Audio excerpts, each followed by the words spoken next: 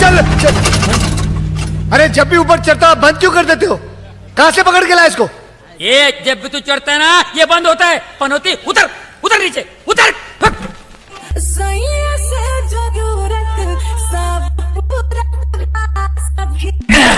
अब भी ठीक करके देता हूँ। अभी मालूम पड़ा मेरे को प्रॉब्लम क्या है।